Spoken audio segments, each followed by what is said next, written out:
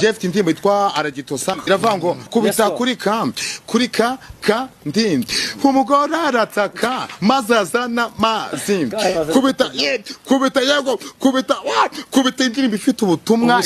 Jeff indirimbo yitwa aragitosa iravuga ngo kubita kuri ka ndindi umugore arataka maze azana mazi kubita yego kubita indirimbo ifite ubutumwa. Amahoro y'Imana n'abandi namwe nizere ko ukurikiranye ya channel yanyu mukunda cyane ikunda kubagezaho amakuru ari showbiz, amakuru ari breaking news. Nkuko ngira ngo bena gufasha hangaha nguhe amakuru ari trend cyane, nkwereke ibigezweho cyane 5 kuri 5, nuko ugomba gukora subscribe kugira ngo rero urebe iyi video, no kugomba gukora subscribe ndetse ugakora na like kugira ngo ukomeze kubana nanjye. Gira nkuko muri kwibona rero ahangaha kuri screen yanyu muri kwabona Scovia, mukamuha muri kwareba na Gitafu aribwo yaje kuba yasohora indirimbo iza kuba imbuga nkoranyambaga yazihungabanya cyane. Urubyiruko ruri muri ngo kubita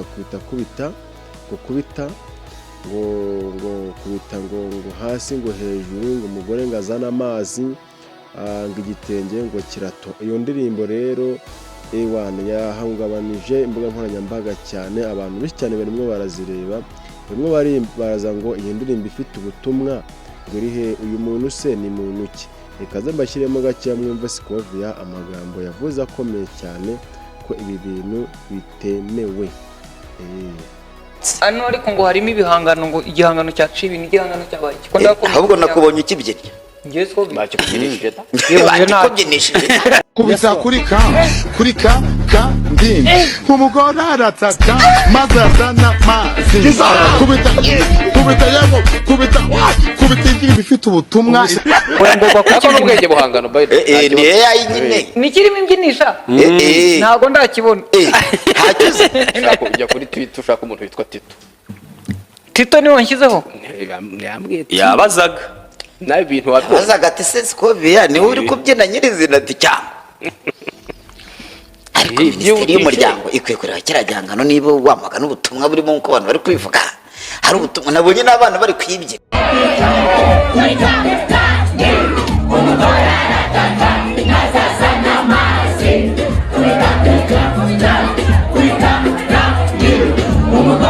Ngo duhugurane rero indirimbo nimba yaba irimwo ibitekerezo bizima, irimwo amagambo y'ubwenge, ushyire muri comment hanyuma umbwire ese iyi ndirimbo koko nkuko bari kuvuga ifite ubutumwa koko burimwo cyangwa nta burimo.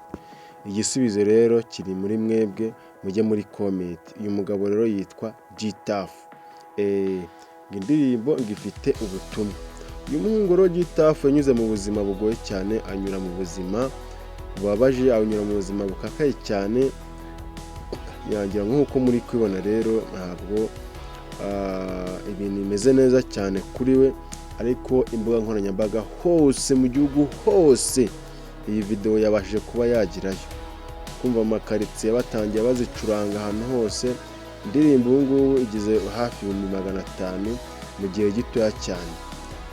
Dukurikiranye rero kuri iyi channel ugomba gukora subscribe kugira ngo ukomeze kubana nanjye. Ukurikirana Gitafu kubita kuri ka umugore arataka maze azana amazi kubita igitenge kiratoha ndetse ni patari gatoha. Ngira ngo mwamubonye Scovia bamubyinisha AI nyine yase bashyiramo nyine arimo arabyina iyo video ya Gitafu.